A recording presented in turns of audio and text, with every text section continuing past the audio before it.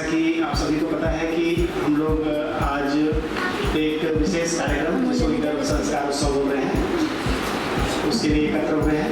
तो इससे पहले कि हम लोग इसकी चर्चा क्योंकि हम लोग मध्यस्थ दर्शन की रोशनी में इस बात को सुनना और देखना चाहते हैं अगले 1 घंटे जो भी आधे घंटे, तो इसकी एक सूचना के लिए ये जो मानव अभ्यास दर्शन का पेज नंबर 99 में 31 अध्याय है गर्भ संस्कार। तो इसको अगर 5 मिनट सब अपने अपने में पढ़ लेंगे तो एक स्थिर हो जाएगा कि मूल बात मध्यस्थ दर्शन में क्या कहना चाह रहे हैं, मध्यस्थ दर्शन की सूचना में क्या कहना चाह रहे हैं। ऐसा एक मैं पढ़ देता हूँ, एक बार में अपन पढ़ लेते हैं। तो मानवीयतापूर्ण जीवन में से के लिए सुसंस्कारों का अभाव नहीं है। गर्भ संस्कार से ही मानव में संस्कार प्रक्रिया आरंभ होती है। तो जैसा कि सूचना है कि 4.5 हफ्ते में जीवन शरीर को धारण करता है, तो उस अर्थ में बोल रहे हैं कि गर्भ संस्कार से ही मानव में संस्कार प्रक्रिया आरंभ होती है। गर्भावस्था में गर्भवती द्वारा किया गया धीरता, वीरता, उदारता पूर्ण एवं दया, कृपा, करुणापूर्ण संभाषण एवं आचरण गर्भस्थ शिशु में उत्तम संस्कारों का कारण होता है। ये जो बातें हैं ये जो माँ है उसके द्वारा जब वो गर्भवती है उस दौरान इन सब चीज़ों को करने से उसमें उत्तम संस्कारों का कारण होता है। गर्भवती द्वारा किए गए व्यक्तित्व के स्मरण, तो जैसे भी व्यक्तित्व के वो सानिध्य में रहना चाहती है ऐसे व्यक्तित्व के स्मरण एवं आचरण गर्भस्थ शिशु में सुसंस्कारों के कारण होते हैं। गर्भवती में पाए जाने वाली सौम्यता, सरलता, पूज्यता, सौजन्यता, अनन्यता, सहजता, उदारता, सौहार्द्रता एवं निष्ठापूर्ण आचरण गर्भगत शिशु में सुसंस्कारों का कारण होता है। अर्थात ये सारे शिष्ट मूल्य हैं जो कि हम साथ संबंधों के साथ करते हैं। गर्भवती द्वारा कृतज्ञता, श्रद्धा, गौरव, प्रेम, वात्सल्य, विश्वास, स्नेह, ममता एवं सम्मान की अनुभूतियाँ गर्भगत शिशु में सर्वोच्च संस्कारों का निर्माण करती हैं। गर्भ से संस्कारपूत शिशु में तो ये जो अनुभूतियाँ हैं वो गर्भगत शिशु में सर्वोच्च संस्कारों का निर्माण करती हैं, ऐसा हमको सूचना में नागराज जी से मिल रही है सूचना।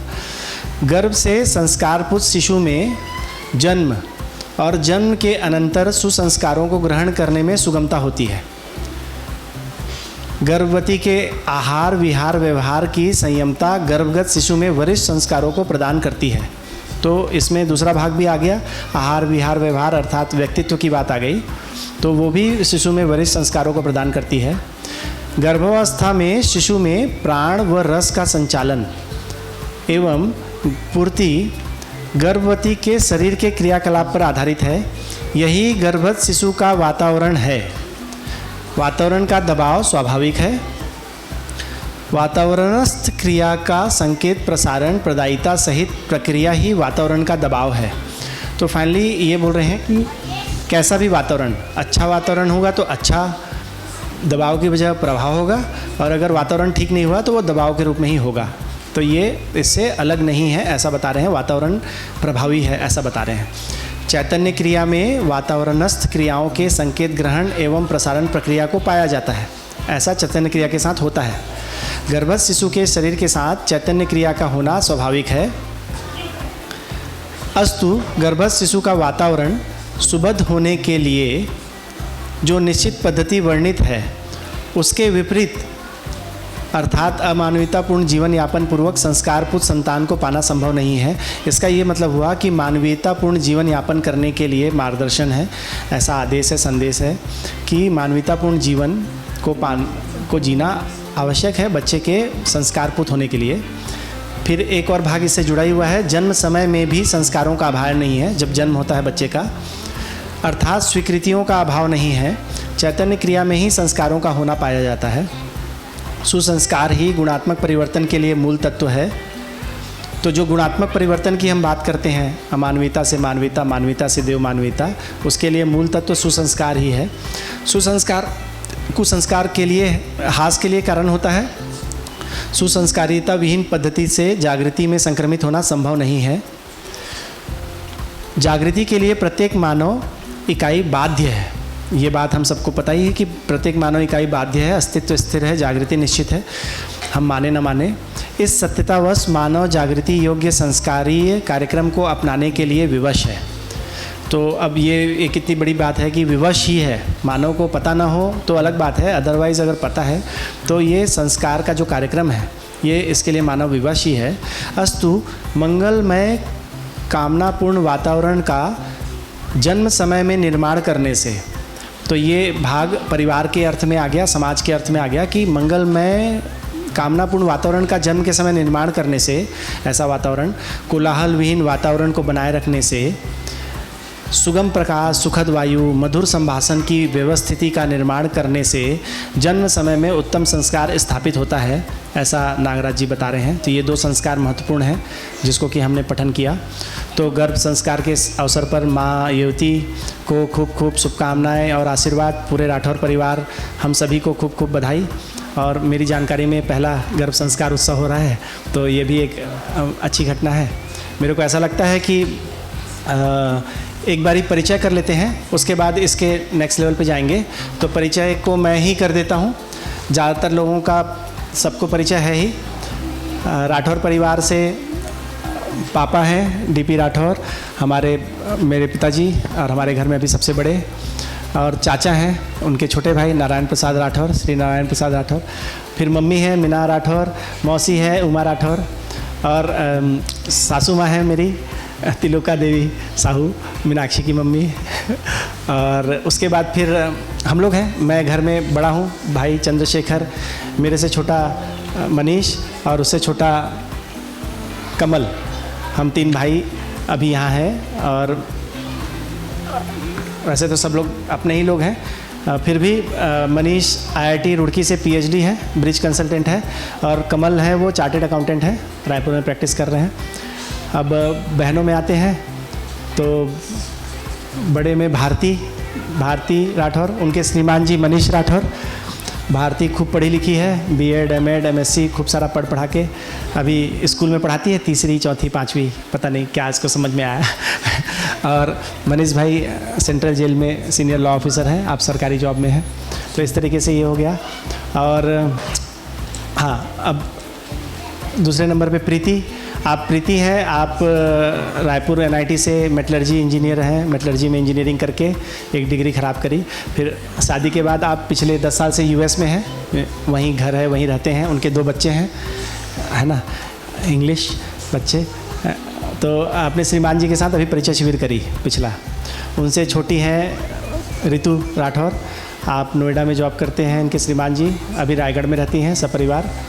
ये हो गया। और फिर अब श्रीमतियों में आते हैं। मैं मीनाक्षी का पति हूँ।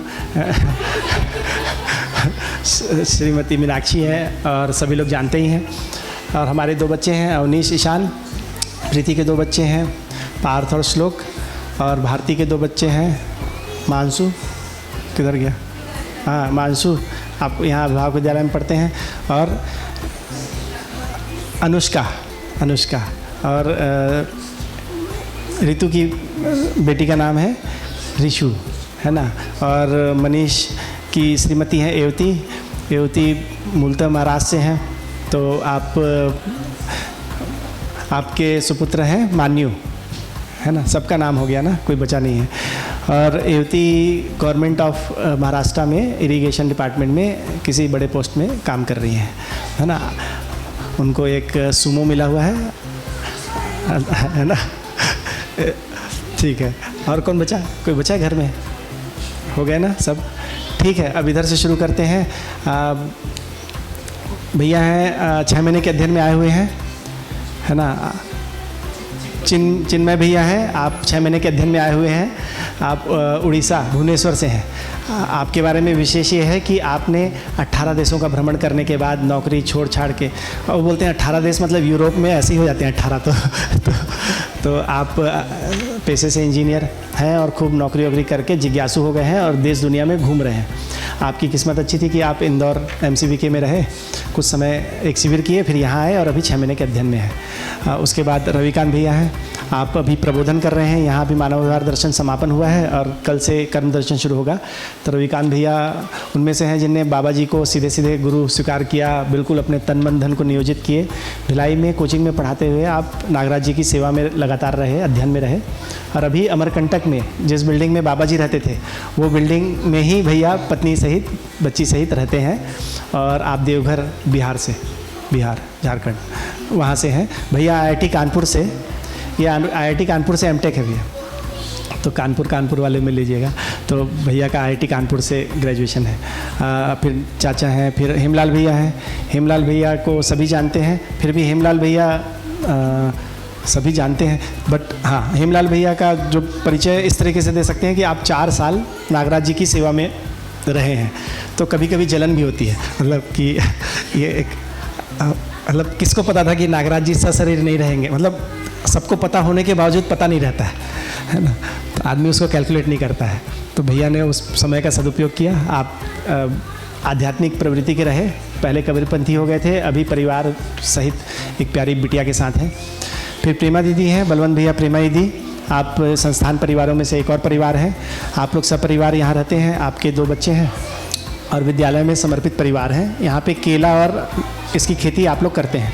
अच्छा, आप लोग सोच रहे हो मैं परिचय क्यों कर रहा हूँ, क्योंकि हमारे बीच में 3 गेस्ट भी आए हुए हैं, तो गेस्ट को भी एक साथ ही साथ एक परिचय हो जाएगा, इसलिए भी एक परिचय है। फिर हमारे बीच में शुभ्रा दीदी और संकेत भैया हैं। आप लोग इस संस्थान में अभी इस संस्थान के फाउंडर मेंबर में से एक हैं। संकेत भैया, सोम भैया, ये लोगों की पलटन रही है जिसने इस संस्थान को बनाया है। तो आप लोग ज़रूर समय बिताइएगा आज। और तो शुभ्रा दीदी संगीत की विशेषज्ञ और करीब 5-6 बड़ी डिग्रियों के साथ हैं। ऐसा मतलब इतनी डिग्री है कि डॉक्टर वर्ड कम हो जाता है, फिर भी विशारद है। और संकेत भैया टिश्यू कल्चर में PhD हैं। आप लंदन में PhD करने के बाद देशभक्ति में यहाँ छत्तीसगढ़ में आदिवासियों के बीच खूब मेहनत करने के बाद नागराज जी से डांट खा के यहाँ हैं फाइनली। तो ऐसा बहुत सारी उपलब्धियाँ हैं भैया की। तो इधर से सचिन भैया हैं और स्वाति दीदी हैं। आप दोनों पति पत्नी हैं और हमारे बीच में पिछले 1 साल से हैं। आप लोग एक हम लोग खुशियों के एम्बेसडर जो कार्यक्रम कर रहे हैं उसमें आप लोगों का बहुत सारा सहयोग रहता है। और आप लोग अभी अध्ययन 6 महीने का अध्ययन कर रही हैं दीदी, और बढ़िया है। इन लोगों से आप लोग मिलिए, आप लोग बाकियों से मिलिए। फिर मम्मी है, मम्मी का तो बता दिया, मम्मी ने भी 6 महीने का अध्ययन 2 बार कर लिया, अब तीसरी बार कर रही हैं। सासू माँ भी ऐसा कर चुकी हैं। कोई बचा है? तो फाइनली भैया लोग, तो आप लोग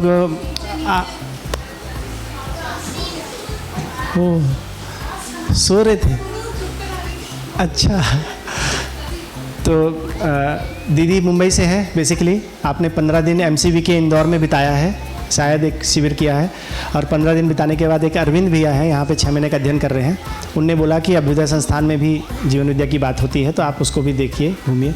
तो दीदी अपने पिताजी के साथ आई हैं। पिताजी बिलासपुर के हैं, आप कोल इंडिया में काम किए हैं, कोल इंडिया। चाचा भी SCCL कोरबा में रिटायर हुए हैं, तो आप लोग भी मिलिएगा आपस में। तो फिर दीदी की बहन है, आप भिलाई से हैं। तो मोटी बात एक बेसिक परिचय हो गया। और आप एक जिज्ञासु की अर्थ में 15 दिन का एक यात्रा है आप लोगों का कि जीवन विद्या को और डिटेल में समझना जानना चाहते हैं। तो जिसको भी समय मिले और जिसका बोलने का खूब मन हो वो ज़रूर बताएं उनको। तो ऐसे करके ये इंट्रोडक्शन हो गया। तो वापस से मूल काम में आते हैं कि मनीष और रेवती। तो मनीष और रेवती पति पत्नी हैं, हाथ उठाओ, पता चलना चाहिए किनका। हाँ, तो ये रेवती हैं हमारी बहू, ये छोटा भाई, और आप अभी प्रेग्नेंट हैं। ये हाथ उठाया हुआ है, इनका बड़ा बेटा है और अभी फिर से प्रेग्नेंट है। तो ये गर्भ संस्कार हम लोग इस अर्थ में यहाँ इकट्ठा हुए हैं। तो लंबा समय नहीं लेते हुए मैं थोड़ा तात्विक बातें हो जाए करके, कैसा क्या है, क्या नागराज जी से क्या संदर्भ में बात हुई, संकेत भैया से आग्रह करूँगा कि आएँ और अपनी 2 मिनट कुछ रखें बात, फिर उसके बाद वापस से इस बात को आगे बढ़ाएंगे।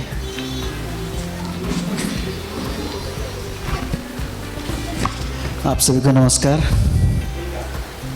आज बहुत ही खास अवसर है,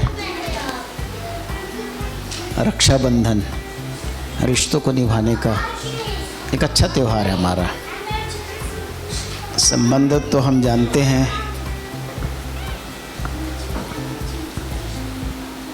संबंधों का निर्वाह करने में कुछ कम ज़्यादा हो जाता है। और मुझे ऐसा लगता है कि परंपरा ने बहुत बढ़िया काम किया कि जब जब संबंधों में कोई कमी नज़र आए तो 2-3 महीने में एक त्यौहार हो जाना चाहिए। तो कुछ ऐसा है अपने देश में कि हर 2-3 महीने में कोई ना कोई त्यौहार होता है, कोई ना कोई उत्सव होता है। और आप उत्सव को देखें तो उसका प्रयोजन कुछ और है, कर्मकांड के रूप में होता कुछ और है। हमेशा सुनने को मिलता है ये। तो हम सब की जो एक किस्म से अब तक की जो परंपरा बनी हुई है, उस परंपरा को अगर हम उसका एक किस्म से अवलोकन कर कर देखें तो ये निकल कर आता है कि मानव जाति ने शुरू से कुछ अच्छा करने का, अच्छा पाने का प्रयास किया ही है। जब से इस धरती पर मानव जाति की उत्पत्ति हुई है, चूँकि वो कल्पनाशील है और अच्छा करना चाहता है, अच्छा पाना चाहता है, तो हमेशा जब से मानव जाति की उत्पत्ति हुई तब से लेके अब तक कोई ना कोई घटना परंपरा का रूप लेती रही।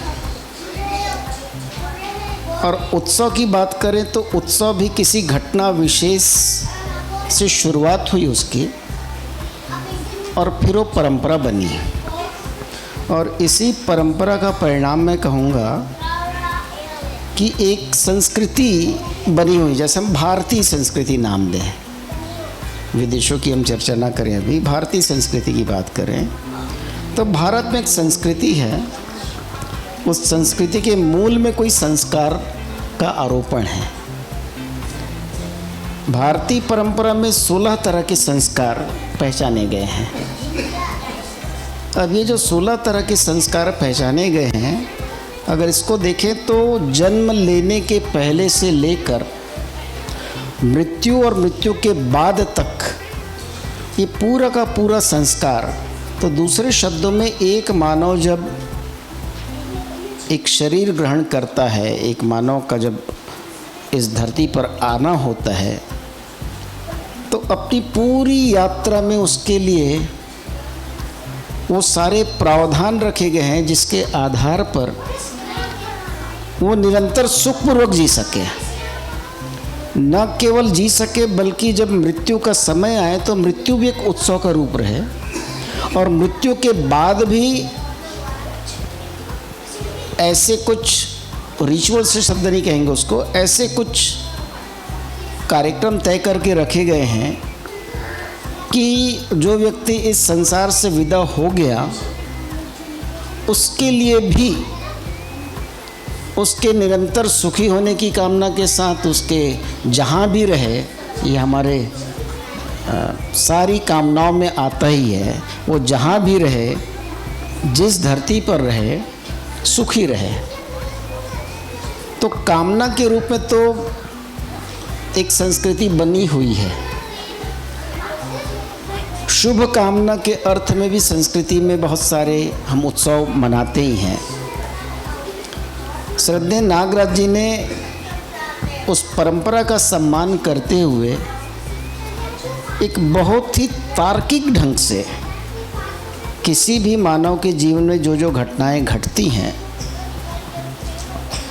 और उन घटनाओं का उसके संस्कार पर असर पड़ता है, और जो असर पड़ता है उसकी समझ के रूप में संस्कार बनता है, और यही संस्कार आगे चलकर संस्कृति का स्वरूप लेती है, और यही संस्कृति जब परंपरा में स्थिर हो जाती तो सभ्यता कहलाती है।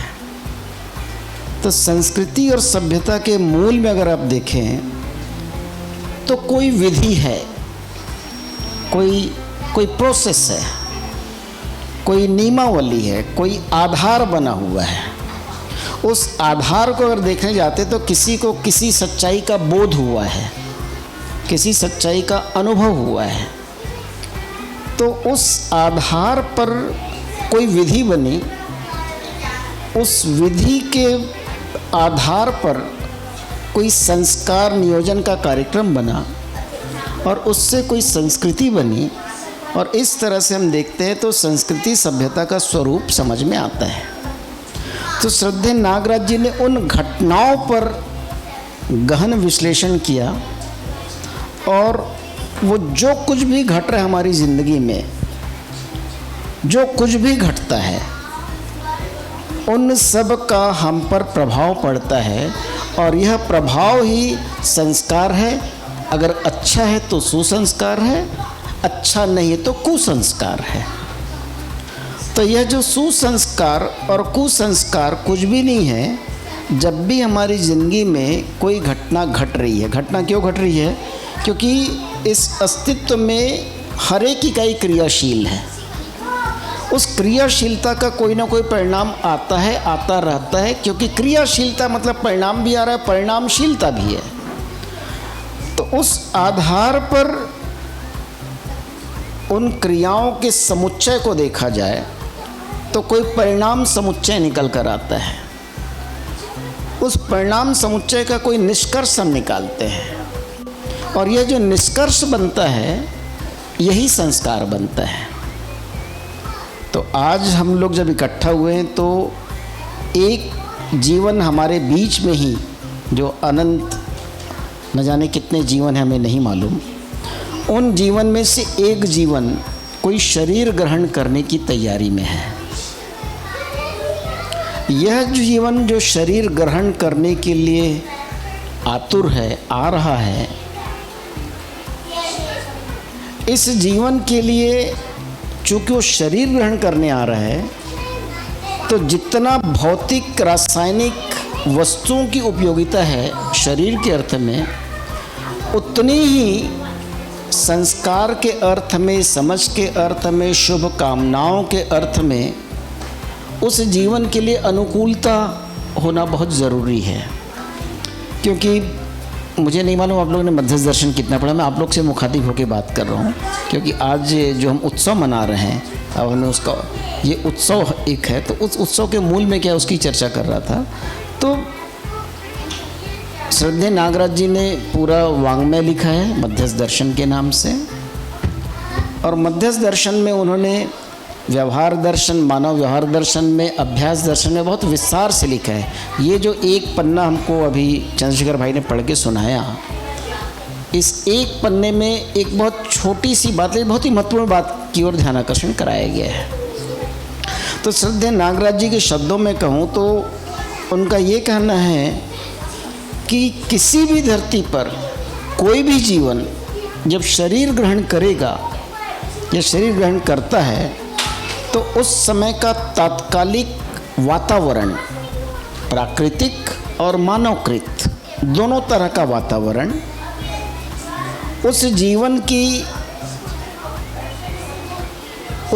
के लिए उसके विकास में सहायक होता है। विकास का अर्थ उसकी जागृति के अर्थ हम बात कर रहे हैं। तो यह जो वातावरण है, और उस जीवन को पूर्व में पिछली शरीर यात्राओं में जो कुछ अच्छा सुनने को, समझने को मिला, उन प्रवृत्तियों के साथ वो आता है। तो प्रवृत्ति, पूर्व संस्कार, वातावरण, इन तीनों से वह जो जीवन शरीर प्रवेश करने वाला है, उसकी क्षमता, पात्रता और योग्यता का विकास होता है। तो आज हम यहाँ पर एकत्रित हैं, तो संयोग से एक बहुत ही बढ़िया उत्सव है भाई बहन के रिश्ते का। तो भाई बहन के रिश्ते को उत्सव पूर्वक निर्वाह करने के लिए हम सब यहाँ पर एकत्रित हैं, और ऐसे में एक कोई भाई या बहन आने वाला है या आने वाली है, एक संतान आने वाली है, आने वाला है। तो रिश्तों में कोई एक नया पड़ाव राठौर परिवार में आने वाला है, तो उसका स्वागत अच्छे से हो। और उस स्वागत का अर्थ यही, जैसे मैंने कहा, कि वातावरण की अनुकूलता ऐसी रहे कि वह जीवन जो है उससे निरंतर शरीर ग्रहण करने से लेकर निरंतर अनुकूलता मिलती रहे, तो श्रद्धेय नागराज जी की शब्दों में कहें कि जिस मानवीय परंपरा की चिर प्रतीक्षा में हम सब हैं, उस मानवीय परंपरा को संजोने के लिए एक नया जीवन, एक नया शरीर ग्रहण कर हमारे बीच आने वाला है। उस अर्थ में आज हम गर्भ संस्कार, परंपरा ने तो गर्भ संस्कार को बहुत अच्छा माना है ही, इन श्रद्धेय नागराज जी ने जो कहा है, जो यहाँ पे लिखा गया कि गर्भ संस्कार से ही मानव में संस्कार प्रक्रिया आरंभ होती है। तो यह जो पहली स्थिति है कि अब वह जीवन नया शरीर ग्रहण करने आ रहा है, उस पर सुसंस्कारों का आरोपण हो जाए। सुसंस्कारों का आरोपण तब होगा जब उसके आसपास में जो लोग भी हैं, मानव के रूप में हम जो लोग भी हैं, वो उत्सव पूर्वक उसके आगमन की प्रतीक्षा करें। और इसमें सबसे बड़ा योगदान निश्चित रूप से माता का सबसे पहले है, क्योंकि माँ के शरीर में ही रहते हुए उसे जो रस उपरस मिलना है, उससे शरीर उसका अच्छा बनना है। लेकिन माँ जिन लोगों के बीच में रह रही है और माँ की मानसिक स्थिति, ये दोनों में जितनी अनुकूलता रहेगी, गर्भ धारण करने वाले जीवन के लिए उसकी संस्कार निर्माण में उतनी ही अनुकूलता बढ़ती जाएगी। तो हम सबके सब उस उत्सव के अर्थ में हैं कि रक्षाबंधन का उत्सव है, गर्भ संस्कार का उत्सव है, और हम कामना करते हैं कि युवती बहन के साथ में जो जीवन अब आने वाला है, वो राठौर परिवार के लिए एक नई दिशा, क्योंकि बाबा जी ने कहा ही है नई पीढ़ी आगे, आगे की पीढ़ी आगे, तो हमारे बीच की सबसे आगे की पीढ़ी आने वाली है। तो एक बार जोरदार तालियों के साथ शुभकामना करते हैं। और मैं आग्रह करूंगा कि सब अपनी बातों को एक करके रखते जाएं। तो मेरी ओर से तो मैं अपनी बात को कहूँगा कि चूँकि इस स्थान का महत्व ज़्यादा है, अभ्युदय संस्थान धरती का पहला संस्थान, जहाँ पर सर्वतोमुखी समाधान के लिए श्रद्धेय नागराज जी ने इस नामकरण को किया। तो नामकरण भी हुआ अभ्युदय के अर्थ में, सर्वतोमुखी समाधान के अर्थ में। तो आज गर्भ संस्कार की प्रक्रिया, अगर हम उस तैयारी की बात करें, तो एक बहुत ही अच्छे वातावरण में, प्राकृतिक वातावरण अनुकूलता तो बनी है ही, मानवकृत वातावरण बहुत अच्छा है। और हमारे जो 3 मेहमान यहाँ पर आए हैं बाहर से, उन सबका ही स्वागत है कि आप इसी भाव के साथ में रहेंगे। तो मुझे लगता है कि हम सब की मनोभाव से, मनोदशा से, पवित्र विचार ही मनोबल एक जगह लिखा है बाबा जी ने। तो ये जो पवित्र विचार हैं वो इसी अर्थ में हैं कि ऐसे ही पवित्र जीवन हमारे बीच में आए, इसकी हम कामना करेंगे। तो मैं अपनी बात को पूरी करता हूँ। बहुत सारी शुभकामनाएं युवती बहन को और सोनू भाई को। नमस्कार।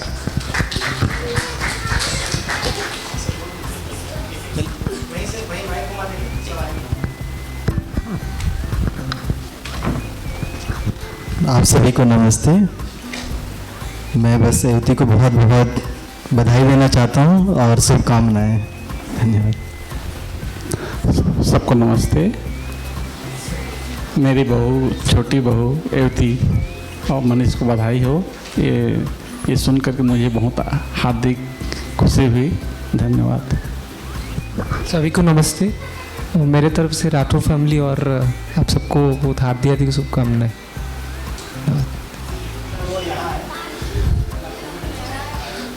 जो एक महत्वपूर्ण बात जिधर की ओर मेरा ध्यान जा रहा है, मैं बताना चाहूँगा। जैसे बच्चा बाहर आता है और उसमें जो संस्कार बनते हैं वो दिखता होगा वातावरण से, जो चीज़ों को देख रहा है, सुन रहा है, इस आधार पर उसके संस्कार बनते हैं।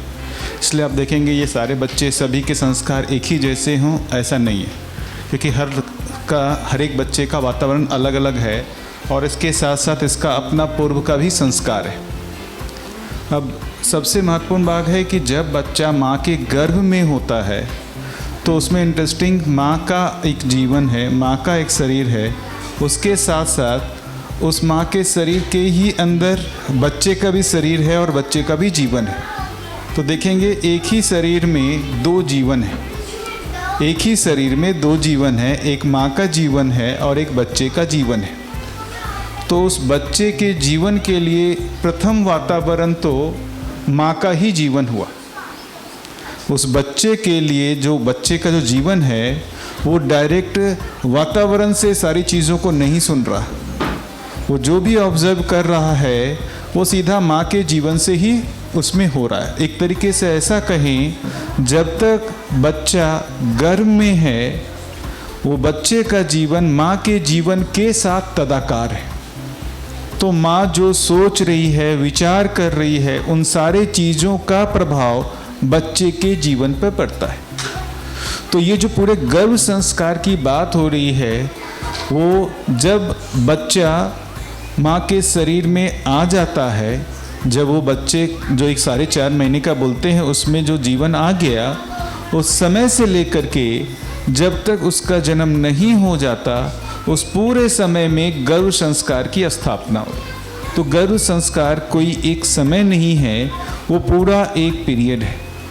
माँ के शरीर में जब तक बच्चा पल रहा है, जीवन भी उस समय तक माँ के जीवन के साथ ही है, वो अलग नहीं है।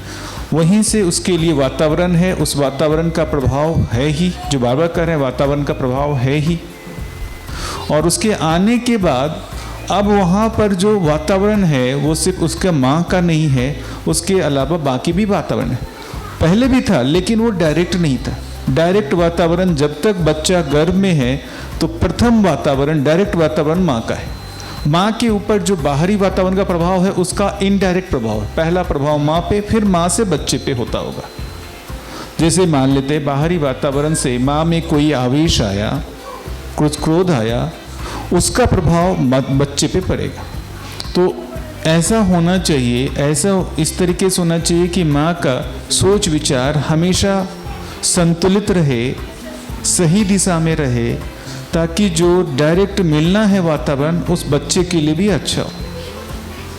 तो इस पूरे प्रोसेस को गर्भ संस्कार कह रहे हैं, है ना। तो मैं तो यही कामना करूँगा कि बच्चा जब तक शरीर में पल रहा है उस समय तक हमारे जो माँ के जो कल्पनाशीलता है, जो मन वृत्ति चित्त में चल रहा है, वो जितना सही के अर्थ में होगा बच्चे में उतना ही सही का ट्रांसफ़र होगा। तो जो इसमें सबसे पहला चीज़, सही चीज़ को माँ को पढ़ना, सही चीज़ को सोचना, सही चीज़ का मनन करना, ऐसे सारी प्रोसेस को माँ को करना होगा। वही उस बच्चे के लिए उत्तम संस्कार का कारण बनेगा। ठीक है। बाहर आने के बाद तो वो सीधा माँ से ना होकर के बाकी लोगों से भी लेगा। तो अभी एक जो चीज़ है कि डायरेक्ट उसके पास पहुंचाने के लिए सबसे पहला अधिकार तो माँ का ही है। तो मेरी ये शुभकामना है कि आप सही की दिशा में हमेशा प्रवृत्त रहें। उससे स्वयं का भी उत्थान है और गर्भगत शिशु का भी उत्थान है। उसमें पूरा परिवार सहयोगी होगा कि ज़्यादा से ज़्यादा उनका सहयोग कर पाएँ, ज़्यादा से ज़्यादा उनमें स्वभाव गति रहे, उनमें ऐसी कोई चीज़ ना हो जिससे उनको आवेशित गति को मिले। तो ये पूरे परिवार का एक तरीके से जिम्मेदारी होता है कि हम उनको सही रखें, जिससे इनडायरेक्ट रूप में हम भी बच्चे के संस्कार को बनाने में सहयोगी हो पाए। मेरी यही शुभकामना है कि आप लोगों के बीच में जो अच्छे जीवन का हो ही गया है, क्योंकि जो परिवार जिस तरीके से लगा हुआ है तो निश्चय ही कोई जागृति के अर्थ में जो जीवन आशान्वित होगा, उसने जन्म वो ले चुका है, शरीर में आ चुका है और इसी अपेक्षा में आया है। तो पूरे परिवार की जिम्मेदारी बनती है कि जिस आशा में आया है उस आशा को हम सब मिल करके अच्छे से उसको पूरा करें। बहुत बहुत धन्यवाद।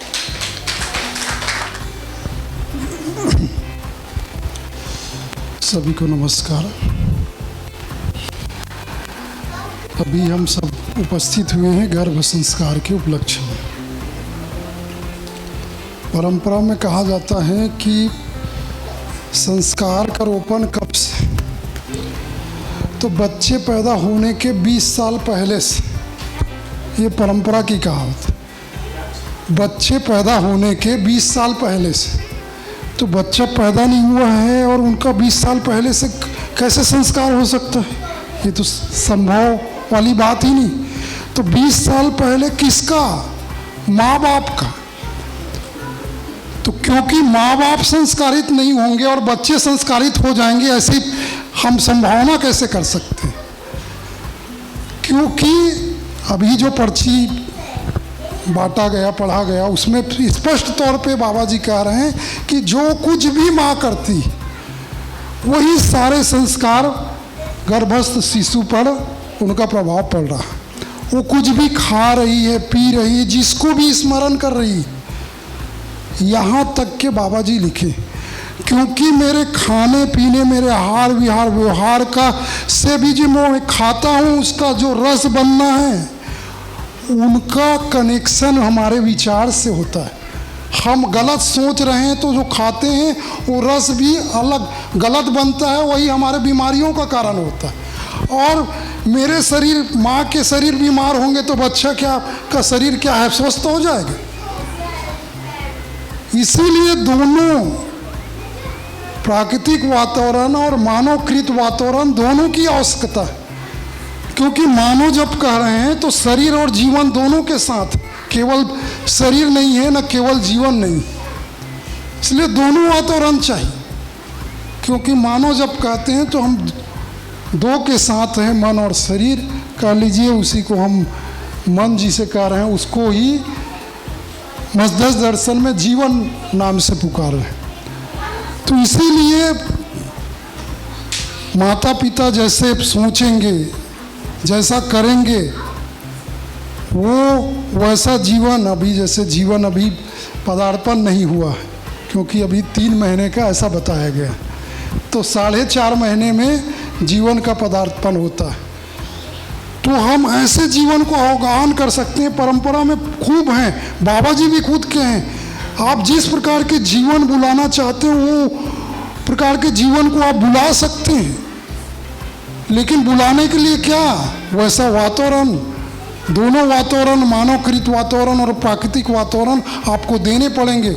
आप जैसा संतान चाहते हो वैसा संतान आपको मिलेगा। तो आप लोग उसके लिए प्रयासरत हैं, आपका पूरा परिवार उस क्षेत्र में लगा है, इसमें कोई बात नहीं। हालांकि 20 साल नहीं पहले, कम से कम 2 साल पहले से तो लगे कोई बात नहीं, जितना है उतना तो एक्सेप्ट करें और क्या। तो जितना है उतने से संतुष्ट हो और वहाँ से अवगाहन करें कि आइए, है ना, वो जीवन हम आपको वो वातावरण देने के लिए अपना भरपूर प्रयास करेंगे। उस तरीके से आप लोग अवगाहन कर ही रहे होंगे। उसमें मैं भी अपने तरफ से प्रार्थना करता हूँ कि आप लोगों को वो अच्छे संस्कार वाले जीवन रूपी जो भी संतान है वो प्राप्त हो, इसके लिए शुभकामना पूरे युवती बहन जी और मनीष भाई जी को देते हुए पूरे परिवार को देता हूँ। धन्यवाद। सभी को नमस्ते। एक तो हम लोग का ये बहुत सुंदर सौभाग्य है कि हम लोग को मध्यस्थ दर्शन इतनी बड़ी चीज़ मिल गई, और हम लोगों ने जो भी हमारे पूर्व संस्कार है उससे हम लोगों ने इसको स्वीकारा भी, और हम सब साथ चल भी रहे हैं इस यात्रा में। तो हम जैसे हमेशा ये प्रयासरत रहते हैं कि हम अपने में सुंदर वातावरण को बना के रख पाएँ, परिवार में बना पाएँ, और आपस में हम परिवारों में एक दूसरे के साथ ये सुंदर वातावरण बनने के प्रयास में लगे हुए हैं और चल ही रहे हैं। तो इसमें मतलब इतने सारे सभी परिवारों के साथ इतने सदस्यों के साथ एक सदस्य अब और हमारे साथ शामिल होने वाला है, तो हमारी तरफ से हम सभी की, सभी परिवारों की ओर से उस सदस्य की हमारी बहुत बहुत शुभकामनाएं, बहुत बहुत आशीर्वाद। और बिल्कुल इस यात्रा में हम साथ हैं। हम पूरा प्रयास अपनी पूर्णता के लिए, परिवारों की पूर्णता के लिए, हर सदस्य की पूर्णता के लिए, तो हमारा हमेशा आशीर्वाद और शुभकामनाएं सभी के साथ, बच्चे के साथ। धन्यवाद।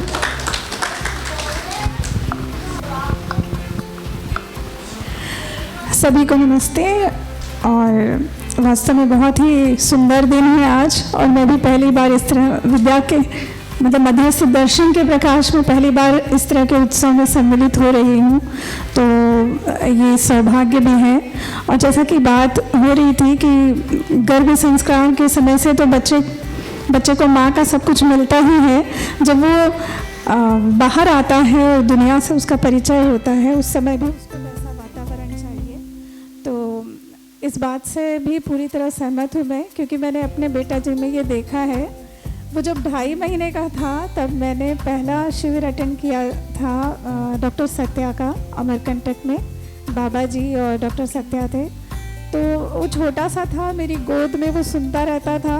अब 2.5 महीने का बच्चा क्या करेगा, लेकिन वो हुंकार उभरता था बिल्कुल वैसे ही जैसे हम कहानी सुनाते हैं और जो बच्चों को समझ में आता है तो बच्चे करते हैं, वो करता था। हम उस समय हंसी आती थी, इतना छोटा सा बच्चा ये क्या समझ रहा होगा, लेकिन उसका जीवन वो सब कुछ समझ रहा था। और वो आज भी आता है, जितने लोग भी उससे मिले हैं देखते तो वो बच्चे में संस्कार दिखते हैं। तो वो गर्भ संस्कार के साथ ही बाहर भी उसको वैसा ही वातावरण मिले तो बहुत अच्छा है। और आप लोग के तो पूरा परिवार इसमें लगा हुआ है, तो बहुत सुंदर वातावरण मिलेगा ही, निश्चित रूप से वो और आगे जाएगा।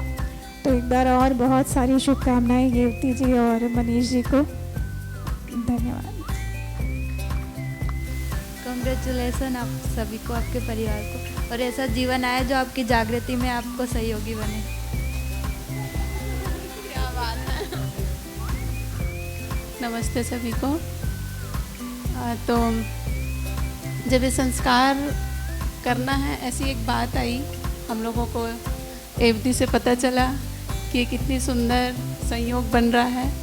तो फिर घर में बात हुई मम्मी से कि ऐसा कुछ संस्कार करना है। मम्मी बोलती है कि हम लोग तो अब दर्शन में पढ़ रहे हैं, क्योंकि भैया को तो पता ही है गायत्री परिवार में 3 महीने में पुंसवन संस्कार होता है, और हमारे दोनों बच्चों के टाइम पे हमने सारे संस्कार करवाए ही हैं। तो वो आस्था रूप में, आस्था परिवार की आस्था के रूप में ये हुआ ही था। तो मम्मी से बात हो रही थी, मम्मी बोली कि दर्शन में तो ये बोल रहे हैं कि 4.5 महीने में जीवन शरीर को स्वीकार करता है, ऐसा करके। तो फिर एक बात फिर उस समय ध्यान में आई कि वो उस समय तो वो जीवन आ गया, तो हम एक संस्कार कर रहे हैं। लेकिन जैसे भैया भी बोले, हेमलाल भैया, कि अब ये वाला संस्कार 3 महीने में जो कर रहे हैं, तो एक तरह से ये आह्वान ही है उन जीवन के लिए जो संस्कार अच्छे संस्कारों के साथ में हो। और इतना सुंदर संयोग बना है कि इस जगह पे हो रहा है, अभ्युदय संस्थान में ये संस्कार हो रहा है, पहला संस्कार इस नई घटना जो होने वाली है उसके लिए। तो इतना सुंदर संयोग बना है और बहुत अच्छी बात है, एक आह्वान ही है कि कोई अच्छा जीवन यहाँ आए। और हम सभी आशा करते हैं, सभी की उम्मीद भी है कि जो दीदी भी बोल रही हैं कि सभी साथ साथ मिलके इस जागृति की पथ पे हम सभी चलें और एक अवसर के रूप में भी देखते हैं। और ये संस्कार की जो प्रक्रिया जो आज से शुरू एक्चुअली देख रहे हैं हम, एक सामाजिक घोषणा के रूप में भी मैं देखती हूँ इसको। और इसमें ऐसा भी है कि केवल माँ ही नहीं, माँ के लिए तो है ही एक सुंदर बात कि उनकी मानसिकता में एक फ़र्क तो दिखता है, क्योंकि ये सब संस्कार मेरे साथ भी हुए ही हैं। तो मैं देख पाती हूँ कि बहुत सुंदर घटना होती है जब बहुत सारे लोग आशीर्वाद देते हैं, इतना अच्छा लगता है। तो एक माँ के लिए तो ये है ही, और वो जो जीवन है उसके लिए है ही। लेकिन एक परिवार में एक वातावरण बन जाना, परिवार के हर सदस्य की मानसिकता में ये सुंदर घटना ऐसी होने वाली है, ये चित्रित हो जाना, तो एक जो मानवकृत वातावरण बाबा जी कह रहे हैं, तो एक ऐसा वातावरण बन जाना जिसका हम पूरी तरह से जो स्वागत भाव के साथ में बैठा हो। तो आज इतना सुखद संयोग है, रक्षाबंधन का दिन है, पूरा परिवार हमारा इकट्ठा है और इतना सुंदर वातावरण बना हुआ है। और फिर अभ्युदय परिवार है ही, हमारे जीवन विद्या परिवार, सारे लोग हम यहाँ पे इकट्ठे हैं, तो इतना सुंदर वातावरण बनेगा ऐसा इतना नहीं सोच पाए थे, लेकिन बहुत अच्छा लग रहा है।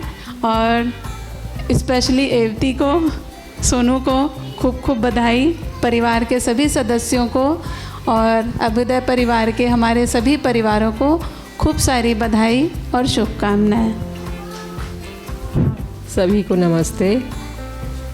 सबसे पहले सोनू और एवती को हमारे घर में नए मेहमान लाने के लिए बहुत बहुत शुभकामनाएं, बहुत बहुत धन्यवाद। और जो मेहमान हमारे यहाँ आने वाला है या आने वाली है मेरी पोती या पोता के रूप में, उनको मैं बहुत बहुत स्वागत मतलब और शुभकामना के साथ इंतज़ार करूँगी। और वैसे तो हमारे घर में हम लोग गायत्री मिशन से हैं, तो सभी का हम लोग पुष्पन संस्कार कराते ही थे, लेकिन अभी पहले बार जीवन विद्या मध्यस्थ दर्शन के तहत जो अभी गर्भ संस्कार का जो हो रहा है वो पहली बार है। लेकिन ये बहुत ही अच्छा लग रहा है कि इतने लोग का आशीर्वाद मिल रहा है, वो बहुत बड़ी बात है। ये पहली बार हो रहा है, तो मैं तो बहुत खुश हूँ। और वो नए मेहमान की बहुत मतलब स्वागत है और बहुत मतलब इंतज़ार है मेरे को। तो सभी को बहुत बहुत धन्यवाद। भैया लोग से जो इतने आशीर्वाद मिल रहे हैं, तो बहुत ही बहुत धन्यवाद है भैया लोग को।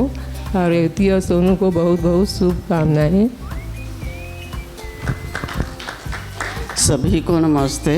आने वाले मेहमान के लिए मनीष और युवती को बहुत बहुत बधाई। हर हमेशा खुश रहो। सभी को नमस्ते। सोनू और रेवती को बहुत बहुत शुभकामना और आशीर्वाद कि हमारे घर में नए मेहमान आने वाले हैं, इसलिए हम लोग बहुत खुश हैं। सभी को नमस्ते। रेवती और सोनू को बहुत बहुत बधाइयाँ।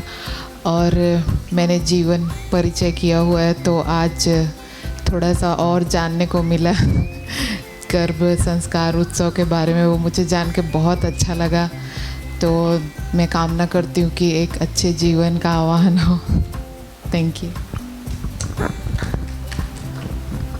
सभी को नमस्ते। आज सोनू रेवती गर्भ संस्कार उत्सव उन लोग के हो रहा है, तो इसमें मुझे क्या महसूस हो रहा है उसको मैं थोड़ा रखना चाहती हूँ। तो यदि मैं गर्भ संस्कार बोलूँ, तो जब मेरे 2 बच्चे होने वाले थे तब मुझे पुष्पन संस्कार के रूप में संस्कार कराया। तब उस समय ये इतना समझ में नहीं आता था, लगता था कि ये करना है, मान्यता है। और फिर जब बच्चा पैदा हो गया तो उसके साथ ऐसा क्या आचरण करें, ऐसा क्या व्यवहार करें कि वो सही आचरण व्यवहार को सीख पाए, बहुत कन्फ्यूज़न रहता था। और प्रश्न भी आता था कि क्या ये संस्कार सही में होते हैं, क्या ये सब संस्कार करने से कुछ फ़ायदा होता है। बहुत सारे प्रश्न थे।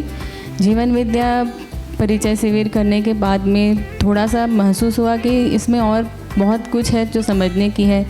तो इस प्रकार से इसमें लगे रहे, साथ में परिवार भी लगा रहा।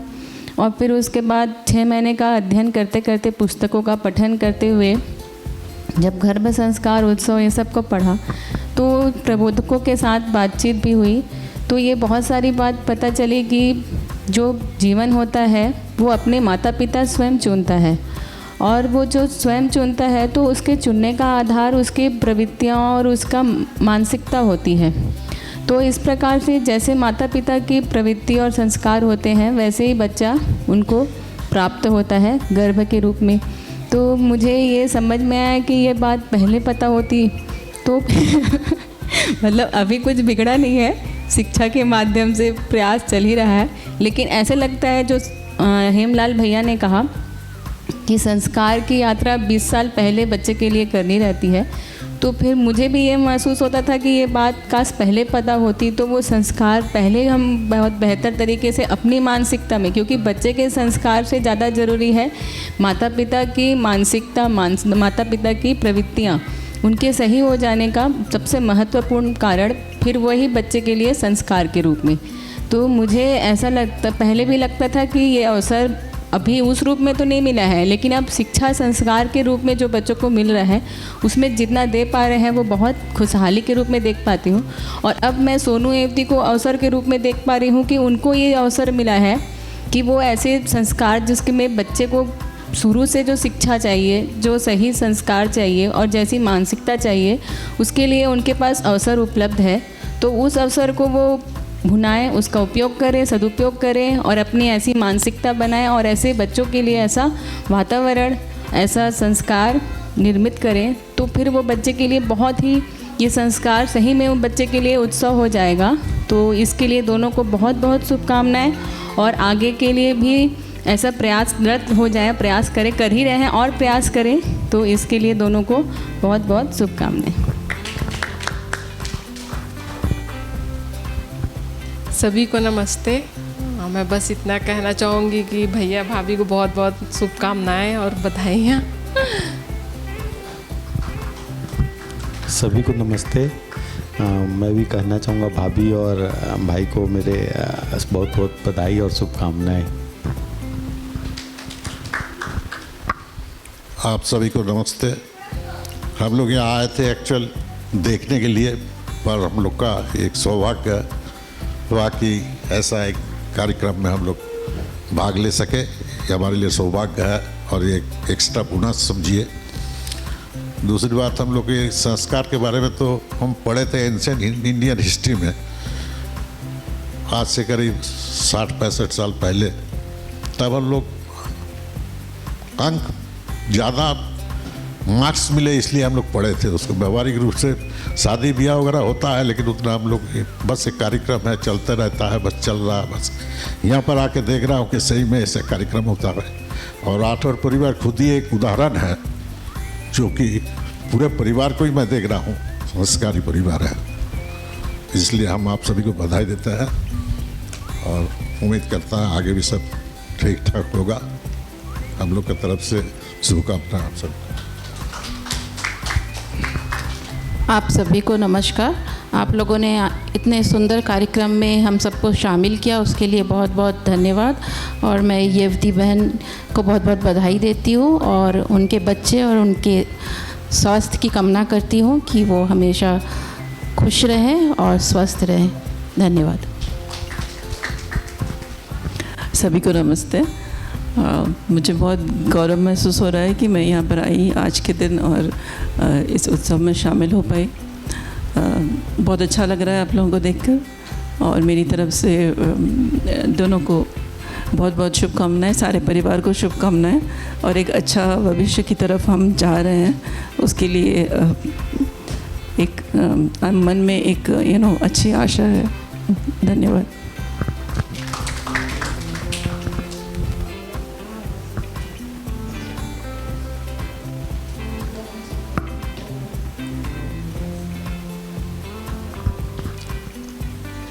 सभी को नमस्ते।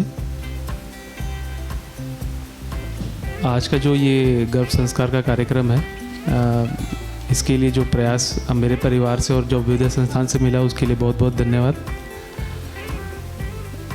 हमारा जब पहला बच्चा हुआ था राजवीर मान्यू, तो उसके समय से इनको तो आइडिया था ही गर्भ संस्कार का, तो उन्होंने कुछ जो परंपरा में चलता है उसका उन्होंने किया भी था घर पे। उसका प्रभाव मेरे ऊपर ज़्यादा पड़ा था, बच्चे पे पड़ा वो पता नहीं, लेकिन मुझको ज़्यादा अच्छा लगता था जो घर का माहौल होता था। तो हमने वो ऐसा एक क्रिएट किया ही हुआ था कि घर का एक माहौल अच्छा रहे। अभी जो सूचना के बाद जो हमको एक नई सूचना मिली कि जीवन एक एंटिटी है जो कि शरीर चलाता है और उसमें संस्कार होता है, तो उससे पहले की जितनी भी धारणाएं थी वो यहाँ पर आके थोड़ी सी बदली हैं।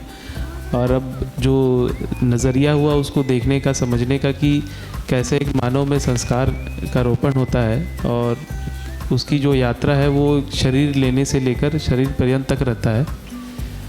तो उसके लिए जो भी सूचना है उसका हमें पूरा विश्लेषण करके ये समझ में आया कि घर का माहौल एक दूसरा, हमारा खुद का एक वातावरण, हमारे विचारों का, हमारे सोचने का, कार्यों का, और साथ में एक ऐसा कार्यक्रम में हम जुड़ जाएं जिसमें हमको ये संस्कारों का और सूचनाओं के रूप में जो भी जितना हम ले पाते हैं वो एक संस्कार के रूप में जीवन को मिले। तो यहाँ पर ये एक शिफ्ट हुआ पहले से, और मैं इसको बस इतने ही समझ पाया हूँ कि ये जीवन से जीवन के द्वारा ही, मतलब एक जैसे हम जो मानव हैं जिसमें शुभकामनाएं हैं जीवन के रूप में, वही शुभकामनाएं उस जीवन में आए और वैसा ही जीवन जो भैया भी बोल रहे हैं कि पवित्र जीवन, जिसमें ऐसी शुभकामनाओं के साथ जीने की आशा है और साथ में वो जागृति क्रम में है ही, वैसे जीवन को हम आह्वान करते हैं। तो मेरी भी ऐसी शुभकामनाएं हैं कि ऐसा हम कर पाएँ, ऐसा प्रयास कर पाएँ। धन्यवाद आप सभी का पुनः।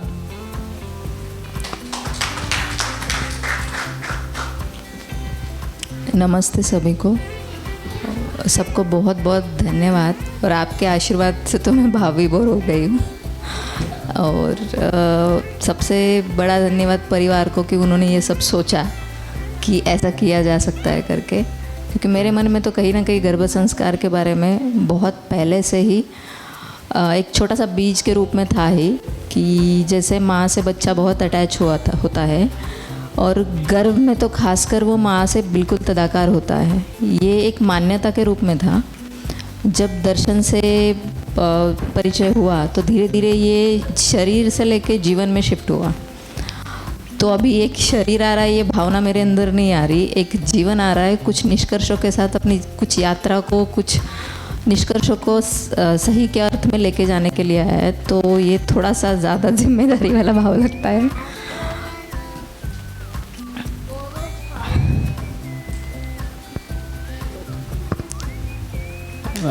इसके लिए ये इनका प्रयास ज़्यादा ही है इसमें, और उसके लिए हम लोग आगे का कार्यक्रम, जैसा हमारा एक कानपुर का कार्यक्रम है 15 दिन का सार सत्र, वो कर रहे हैं।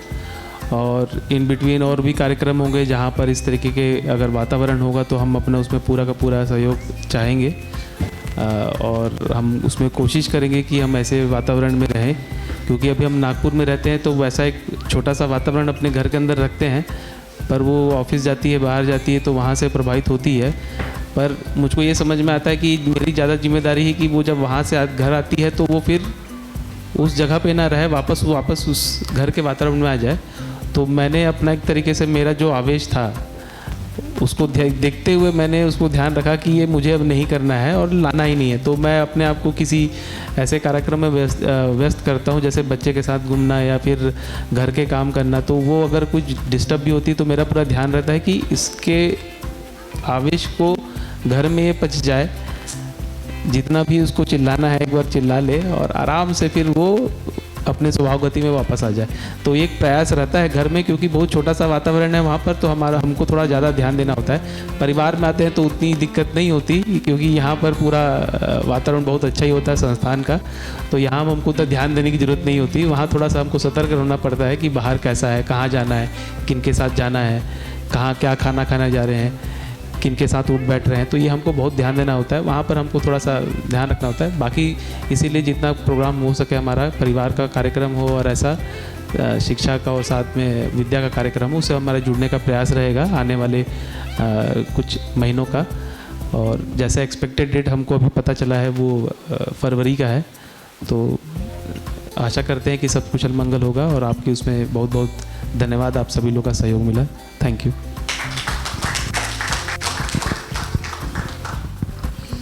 नमस्ते, आप कैसे हो? बढ़िया। मेरा नाम है राजवीर। Very good. आप भी अभी आप भी विश्व, आपका नाम क्या है? इधर खड़े होकर बताओ, इधर नीचे खड़े होकर बताओ। हाँ, आपका नाम क्या है बताओ? नमस्ते, मेरा नाम ईशान। आ जाओ भाई, किसको किसको बोलना है? हाँ जल्दी आओ, इधर आओ। आप तो बोल लिए, हाँ खड़े हो। नमस्ते, मेरा नाम अनुष्का राठौर है। आपका भी इधर नीचे। नमस्ते, मेरा नाम है पार्थ। हाँ अच्छा, इतना मीठा है ना पार्थ। मेरा बर्थडे होता है 21 मार्च। तो सभी को नमस्ते, आप सभी आए, आप सभी को खूब खूब आभार, धन्यवाद। तो अब सब अपने अच्छा, तो सभी अपने